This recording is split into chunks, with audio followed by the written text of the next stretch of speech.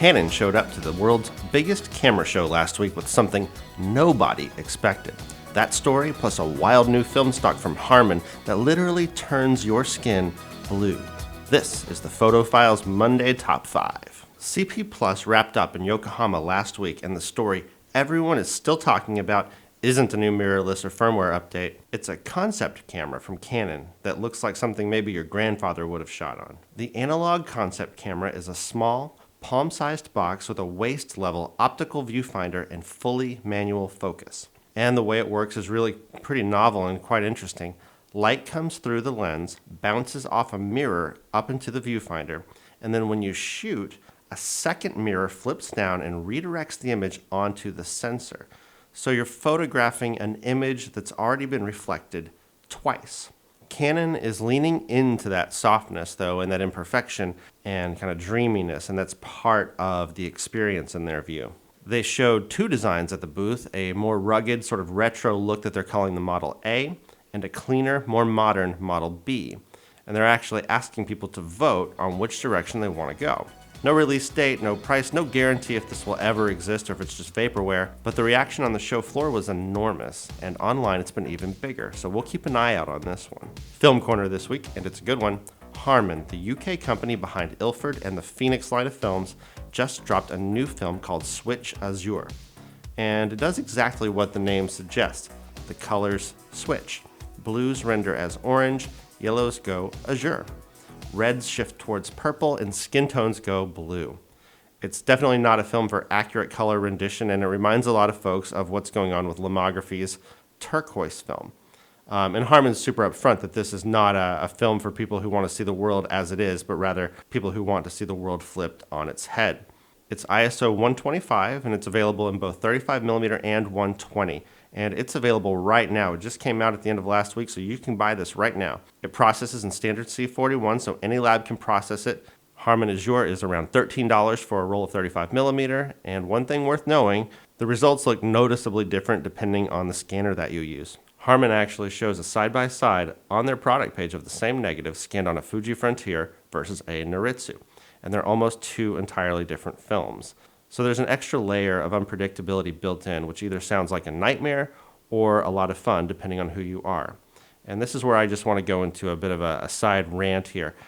The reason they look different is because Harman is not creating this film to C41 spec. Just because the chemistry you use is C41 doesn't make this a C41 film. The base layer is far out of spec for C41 processing. My biggest gripe with these new Harman films is that there's no real way to know what it should look like. We need some good new color films, and so I strongly encourage Harman to get them into a C41 spec, maybe make an E6 film. Let's take this seriously and let's get it right. On to quick hits. The Ricoh GR IV Monochrome is now shipping. It's $2,200, which is $700 more than the standard GR4. And what you're getting for that premium is a dedicated monochrome sensor with no color filter array.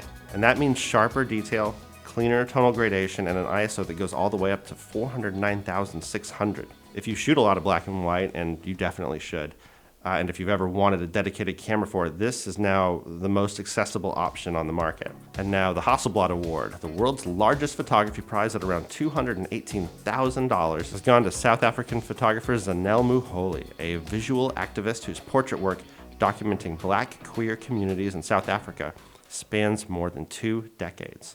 A major solo exhibition opens at the Hasselblad Center in Gothenburg in October.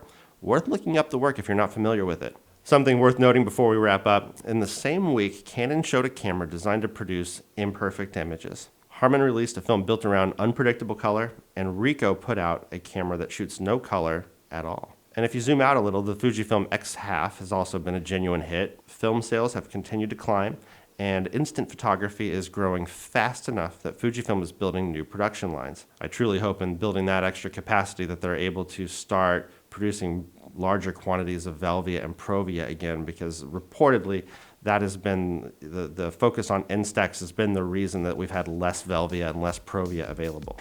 The through line in all of this is that photographers, including younger photographers who never shot film, are actively choosing this new limitation. They're paying for fewer frames, for colors they can't fully predict, and for a process that can't immediately review and correct. At a moment when a smartphone can produce a technically flawless image in any light, the things that feel human and irreversible are starting to matter more, not less.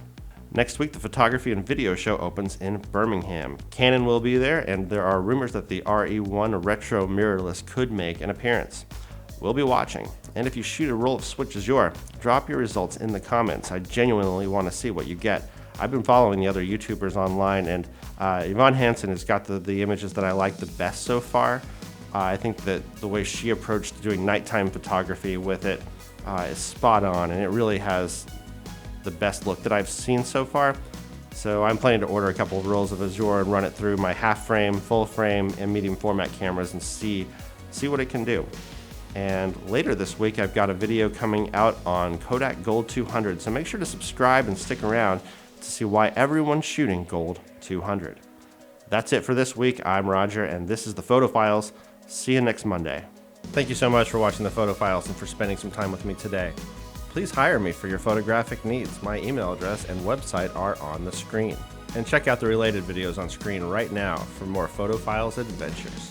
And thank you for watching.